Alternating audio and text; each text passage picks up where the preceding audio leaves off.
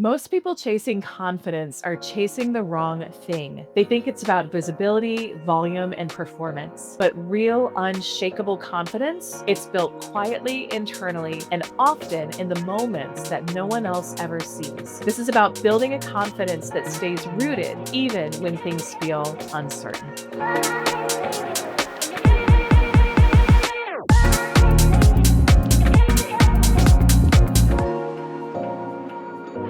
Welcome to Superhuman Selling. I think that this conversation we're going to have today around confidence is one of the most probably widely requested topics that I hear in the community. And it's an underlying theme of so much of the coaching I deliver. And it's also really important to understand what does confidence look like and feel like for you as you are ascending, as you are quantum leaping. If we have confidence in ourselves in those growth moments, then we can navigate them really, really well. And you will be called on to tap into your internal confidence at higher levels as you expand and as you seek greater things in your life and in your business. Um, and it's also one of those things that I don't think we cultivate or develop overnight. I think to me, it's a process of learning to trust yourself, learning to trust yourself again. A lot of us have lost that self trust over the years, and there's a number of reasons that can happen, whether it's trauma, you disconnect from your body, you start questioning yourself because someone says, "Oh, you're thinking too big," or "You want too much," and we put our confidence in what other people tell us we should be going for or we should be available for in our lives when really it's about us, right? It's about you and what you want in your life. And so all of these things matter tremendously when we are quantum leaping. And so I'll even share so we're going to break down there's different types of confidence today, how to cultivate it more. But I'll share, just a personal story in my own life over the past year as I've done a lot of growth and expansion. I mean, we have been on a wild ride really the past couple of years as a family, as my husband has pursued his dream of going to medical school, and we uprooted everything from North Carolina, moving up here to Maine, having kids, about to have our third kid at the time that I'm recording this next week. And so, and simultaneously growing my company. And so there have been a lot of moments over the past few years that have really stretched me and grown me. And then even within this past year, I've shared this story some on the podcast, but it may be new, it may not, but I think you'll be able to get something out of it. This past year, within my business, close to a year ago, maybe not, maybe 9 months ago, I was really at a crossroads about what direction I wanted to go in with some things. And there was the ability. I was in a pretty good place. I'll say that. Like I was in a good place. Things were flowing. Things felt comfortable, making good money in my comfort zone, like doing the things that I felt comfortable doing in the business, coaching, being the face, delivering. We had a very lean and mean team. And it would have been really easy to continue to go on that path, just keeping everything status quo. And simultaneously, there was this stirring in my soul. I don't know if you've ever had those moments, but like a stirring in my soul to do something bigger, to do something greater, to expand, to have the type of impact that, when I think about some of the greatest leaders in the space of personal development and transformation, for me, a lot of my people are like Bob Proctor. I love Joe Dispenza, which you will know if you listen to this show. But to build something that has that level of impact, and in order to do that, it required a different company structure. It required me to start really thinking of myself as a leader, not just as I wasn't a solopreneur, but the team was pretty lean and mean, and there was still a lot of things I was doing myself. And it's like what got you here won't get you there, right? We all understand that. We all get that. But the way in which I would have to show up in order to do that. the ways in which I would have to evolve, the way I'd have to be vulnerable to bring in other people and be responsible for more people and bring other people in and trust on a deeper level too. That pushed every edge of my comfort zone, right? Every single edge of my comfort zone, which is beautiful because the growth opportunities always do, right? That's how it works. But so in that experience, there was a choice to be made. There was a choice of, am I going to keep things as they are, which feels comfortable and doesn't really require me to grow that much? Or am I going to do the big, scary, feeling expansive thing? And I wrestled with it for like a couple of weeks and had full body um, reactions, responses. I mean, these things will manifest physically when we're grappling with serious limiting beliefs. And ultimately, I looked at, well, what would I be more proud of that I had done and gone for at the end of my life? And it was, I would want to say that I had really gone for it. I would want to say that I had given it my all and that I hadn't made choices based on playing it safe, but instead I made choices based on expansion. And so made the choice to say yes to radical expansion, to growing my team, to completely evolving our company structure, and then simultaneously to stepping into another level of leadership that I never really identified with before. It never really felt like me. And every step along the way, there were parts of me that felt extremely uncomfortable, that didn't feel confident, that were wondering, like, what am I doing? Can I do this? I've seen other people do it, but who am I to think that I could be a leader at this level or a CEO at this level? And so I bumped up against those daily. And here we are, I would say maybe 9 months out from having made that choice. And there's growth every single day. Like there's never a day where I don't get to think, be challenged with a limiting belief or an old way of being. So there is growth every single day. But I'm at a place now where it actually feels right to be a woman operating and leading and performing at this level. This feels like me. This feels like the version of me that was probably inside. Like, we talk about like your greatest self, your highest self. But I was always too afraid to access her. I never felt worthy to access her and to show up as her in this life. And so I say all of that to say that for the first time in probably like 9 months, I am feeling way more confident um, and embodied in who I am at this level. And it's been a process and it's been a journey and there's been a lot of growth. So, whatever your next level is, whether it's you want to, be the number one rep in your company this year and walk across the stage at your president's club or at your sales kickoff, like one of our community members did recently, or I'm working with another client right now privately. She's going all in on her business. And I just watched her like so confidently step into that next level of her and the unknown, and making really brave, bold, confident choices in that, which I know is going to manifest in great results for her. So maybe you're like her and you're really looking to grow and scale your business.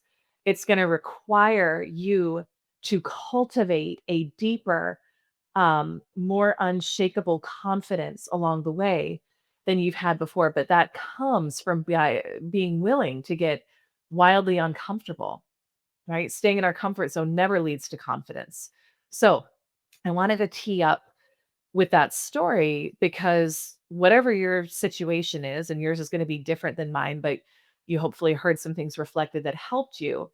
Um, it will require you to become a different version of yourself, and it will be an opportunity to cultivate a deeper level of confidence, a deeper level of self-trust, a deeper level of being there for yourself as well along the way. If this conversation is speaking to something deeper in you, the part that's ready to lead, sell, and show up with way more clarity and confidence, then I want to invite you to schedule a free one-to-one with a member of my team to explore what that next level could look like. If you're craving support that meets you at your depth and your ambition, go ahead and book a call at elisearcher.com/free call. So with that, let's talk about this concept of unshakable confidence, right? Unshakable confidence and what this looks like. Now, we may see someone on the outside who presents as very confident. And sometimes people will think like, "Oh, well, if someone's really arrogant, they're really confident." That's not it at all. Arrogance, showing up overly in your ego, that's actually a sign of insecurity. There is some deep insecurity rooted with that. So to me, confidence is quiet. It's embodied. It's where you can walk into the room and you don't have to explain yourself. You don't have to be the loudest person in the room. There's nothing to prove. There's nothing where you need other people to validate you. I remember when I was earlier in my business and I wasn't as confident in myself. Like I knew that I was delivering good service. I knew that I was my knowing was that what I was doing was very good, but there were still parts of me that was like, "Oh, is this good enough? Am I okay?" I would get mirrors of that texted back to me from all sorts of people like, "Hey, I didn't like how you did this," or "I didn't like how you did that." And I knew to receive it as a mirror because they were mirroring to me something that was inside. Now, as I've released the need for external validation, I receive messages almost daily from clients, from people in our community that are so beautiful, they were like the things I was seeking back when I was seeking validation about their wins, their growth, etc. But I don't need that because I've done the work to know that at a deep core level. So when we're truly in our confidence, we actually don't need that validation from the outside. We don't need other people to tell us how good we are. And it doesn't need to be loud. So the loudest, most outspoken, not that you can't be loud and outspoken and be confident, but oftentimes the person who's trying to be seen, who's trying to be noticed, who's trying to, get others' attention, there's deep insecurity with that as well. And so even just checking in on how you show up with other people. Do you feel like you need to be acknowledged? Do you feel like you need to be seen? Do you feel like you need to be validated? If so, there's an opportunity for you to cultivate a deeper sense of confidence and alignment. So I want to invite you to think about less attention and more alignment. All right. So making it less about, I remember when I was early in corporate and I was like always trying to hit the top of the leaderboard, always wanted to be number one. And it wasn't just because I wanted to like see how well I could do. It was because I wanted attention because there was a part of me that didn't think that I was good enough. It was because I wanted that validation. And so, of course, it always felt like a chase. It always felt hard. It always felt fleeting when I was there. And so, the more that we align, the more that you come into, I'm going to use a phrase I use a lot in the community, the fullness of who you are, who you came here to be on this planet, the more you focus on your own personal path and showing up as the fullest expression of you every single day, then the less you're going to care about where you fall on a leaderboard, the less you're actually going to care about how much money you make. Although I love making money, I love helping my clients make money. And I think money is really important in our business. So I'm not saying that at all, but the less that you're going to need it to feel validated, to feel worthy, to feel confident, and the kind of counterintuitive byproduct of all of that is you'll actually achieve results far more easily. You will be number 1 on the leaderboard. You will have your most successful year ever. in sales, but you're not going to feel like you need it because you focused more on alignment and coming into who is that fullest expression of you. So I like to look at, if we're trying to detach from external validation, the question that I will often ask or I'll have my clients look at is, if I was living on an island, so you can think about this for yourself. If you were living on an island and no one was ever going to know about how you lived your life, what you did, what you accomplished, what would really matter to you? This is how we actually start to tap into who we truly are and cultivate confidence in that. So, what would matter to you? And you can look at, well, how would I love to live? Right? Like, if I'm on the island, I don't care if I'm on an island or somewhere, like, I wanna live in a nice home. It's just it's how I operate. I care about that. I don't It's not for other people, it's for me. Um, what kinda car would I wanna drive? What are the experiences I would wanna have that light me up? What are the things that I would love to do every single day that would matter to me? When we start to detach from worrying about what other people think about us and instead come back into who are you truly at your core, right? Who are you truly at your core? Who did you come here to be the way that I think about it is you are a drop of the divine. You are an emanation of God, whatever your language is. So you came here as source wanting to express itself in some sort of different way. Who did who did you come here to be? The more that you connect with that and stop thinking about and worrying about what does everyone else think and what are they doing? What is she doing? What is he doing? And you start making choices based on that. And you start making choices in favor of yourself. And you start making choices that you would make if you removed fear from the equation and if you made a choice in love versus fear. You will you will cultivate greater confidence in yourself because you'll be more in your own lane. You'll be more on your own path. It's not going to be about comparison. It's not going to be about trying to be better than anyone else. It's going to be about you knowing that you are doing your own thing on your own path, on purpose, on track. And nothing else really matters from that, right? So, but to me, it is about first coming into a recognition and knowing of who did you come here to be? Who did you come here to be? I want to invite you to do one brave thing today without waiting to feel ready. Maybe it's sharing that post that you've been overthinking. You know which one I'm talking about. Maybe it's pitching the offer that scares you, or finally saying the thing that needs to be said. This is how you build self trust. One bold, imperfect action at a time. When you do this, I want to invite you to tag me. I'm at Elyse Archer on Instagram so that I can celebrate you and support you as you build and cultivate your confidence. As I record this, we are in the early, but no longer completely early stages of launching a magazine. And I am so excited. And you'll listen to this and then you'll listen to episodes a few months out where I'll tell you about the magazine, which will be really fun. I am so excited about this. This is part of who I came here on this planet to be. Do I know everything that I'm doing with this? Absolutely not. It's brand new.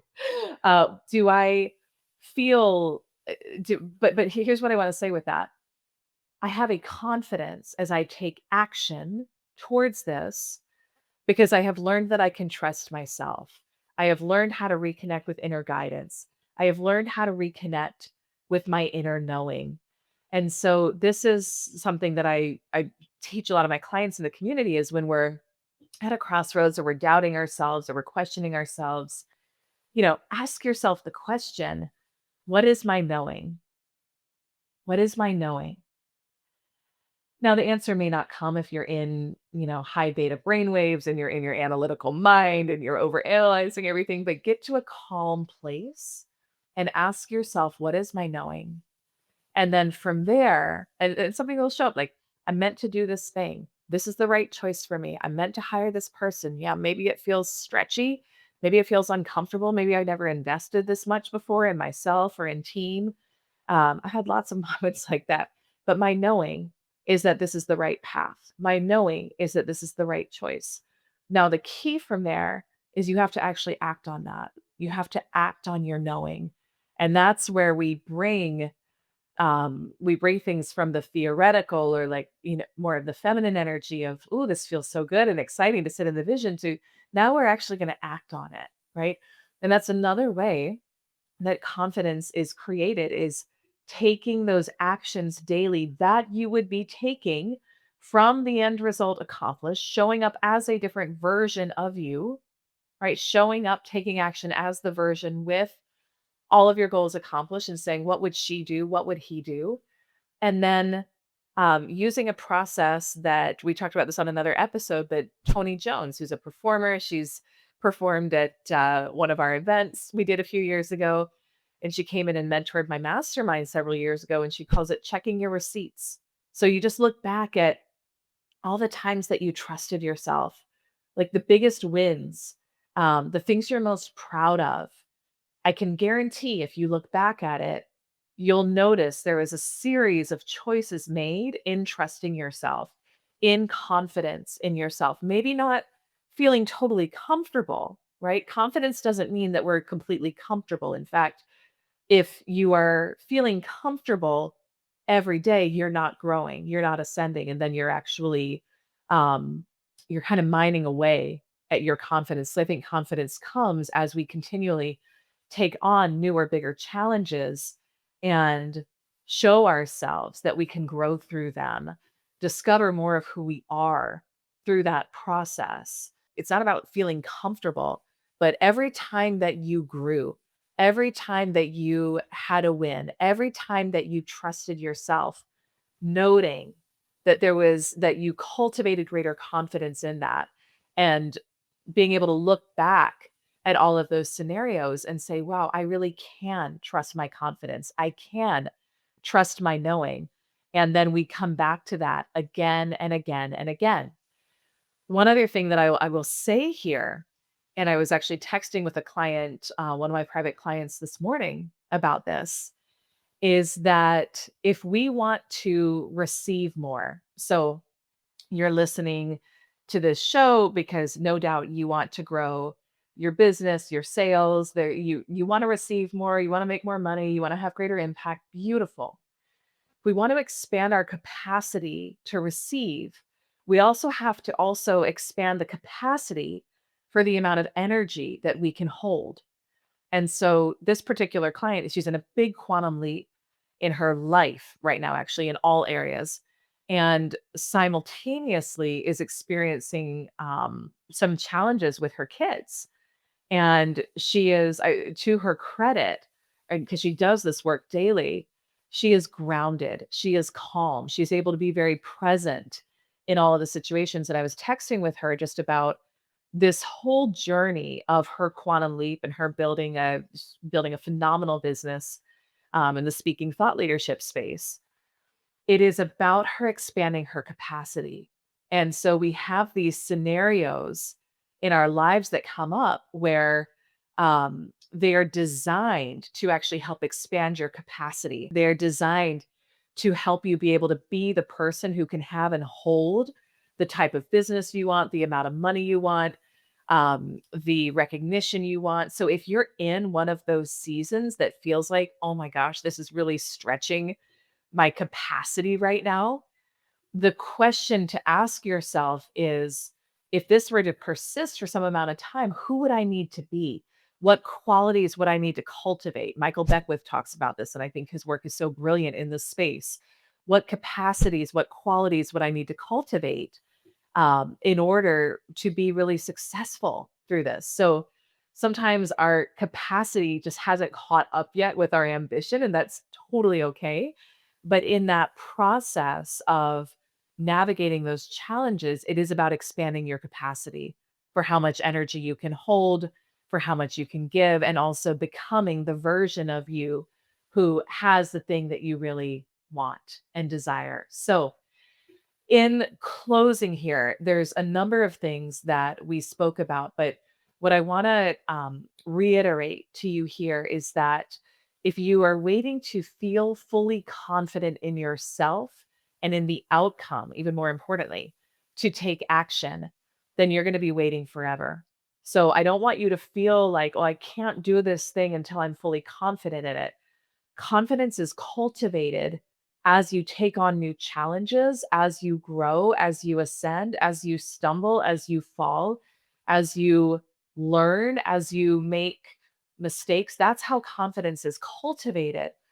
But we don't want to wait to take action on what we want until we are fully confident in it. You won't have that at the beginning. Again, if you're in your comfort zone, you're completely comfortable and confident in what you're already doing, then there's no growth in that.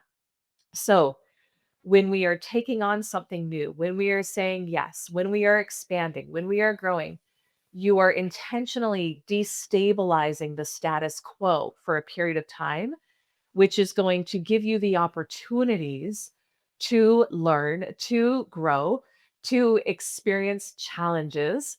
And as you navigate those, you will cultivate the confidence where at some point you will be at what was once the end destination and you'll be living it, and you will feel completely comfortable. You will feel completely confident. You'll feel confident on that stage. You'll feel confident as the eight-figure CEO leader who you've stepped into. But we don't want to wait for the confidence before we take the action. So it is a process, it is a journey. But the most important thing is cultivating that unwavering confidence in yourself. And that comes from self trust. That comes from asking, what is my knowing? That comes from the beautiful work that we do in this community, which is about coming back into the fullness of who you are, living that out, the goal every single day. And then knowing that the results that manifest in your life, the money, the sales, the relationship, the lifestyle, etc. Those are the things that are the fruits of you showing up as the fullest expression of you. So, with that, I hope that this was of service to you. If you would like support in ascending in your career, in your business, in your life, go to elisearcher.com/free call. My team and I are here to help support you. We want to hear about what your vision is and help you chart the path to get there. And I want to thank you for being part of this community and listening to this episode. Remember, in closing, to trust yourself on your path to success. Your desires are green lights, leading you and everyone around you to a brighter